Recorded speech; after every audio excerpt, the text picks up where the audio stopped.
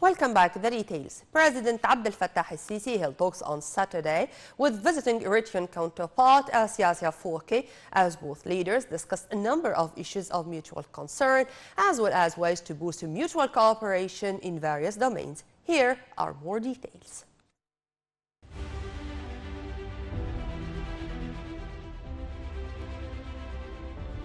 President Abdel Fattah al-Sisi received Eritrean President Siasi Afwerki at Al-Ittihadiyya Presidential Palace, where an official reception was held for the high-profile Egypt's guest and his accompanying delegation. Presidential spokesperson Councillor Ahmed Fahmy said President Sisi welcomed the Eritrean counterpart as they confirmed the will to boost the cooperation in various domains, particularly in the economic, trade and security fields.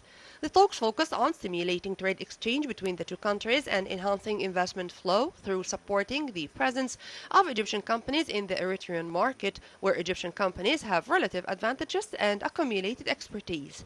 The spokesperson added that the talks also covered the regional situations, particularly developments in the Red Sea, where the presidents discussed the serious security developments in the region and emphasized the importance of de-escalation and containment of the situation.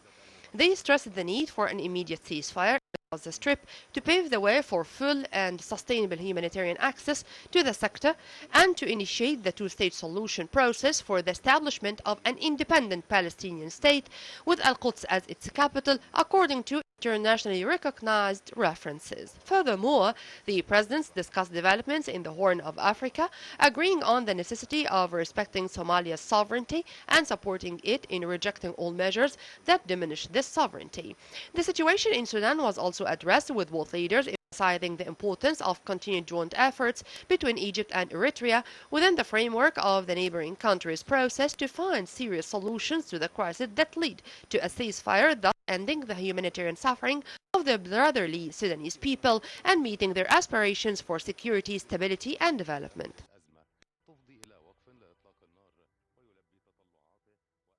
Foreign Minister Sameh Shoukry participates on Sunday in the high-profile activities of the 55th round of the UN Human Rights Council, as well as the Disarmament Conference. Foreign Ministry spokesperson Ambassador Ahmed Abu Zaid said the minister will also take part in a number of other activities which will be held on the sidelines of the events, tackling various regional and international crises and their repercussions on the human rights file. On top of the list is the Israeli genocide war in Gaza. The Egyptian top diplomat will also hold meetings with a number of top officials in the international organizations and counterparts in Geneva.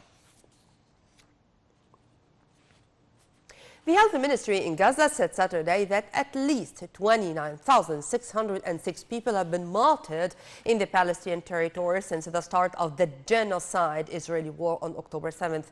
The toll includes at least 92 fatalities in the past 24 hours alone, while 69,737 people have been injured since the conflict began. Details. Overnight strikes on Gaza killed dozens as Israel's spy chief joined talks in Paris seeking to unblock negotiations on a truce.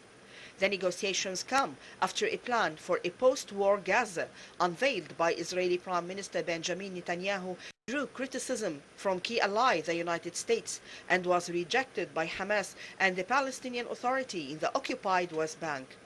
They also come alongside deepening fears for Gaza civilians. The United Nations main aid body for Palestinians, UNRWA, said Gazans were in extreme peril while the world watches. Hamas said on Saturday morning that Israeli forces had launched more than 70 strikes on civilian homes in Deir el-Balah, Khan Yunis and Rafah, among other locations over the previous 24 hours. The health ministry said at least 92 people were martyred. Gaza's health ministry said a 2-month-old baby identified as Mahmoud Fattouh had died of malnutrition. The UN humanitarian agency OCHA warned that the elevated risk of famine in Gaza is projected to increase without enough food and water, as well as health services. An Israeli delegation led by Mossad intelligence agency chief David Barney was in Paris on Saturday for a fresh push towards a deal to return the remaining hostages.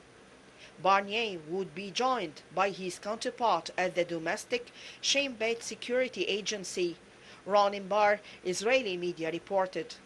The United States, Egypt and Qatar have all been deeply involved in past negotiations aimed at securing a truce and prisoner hostage exchanges.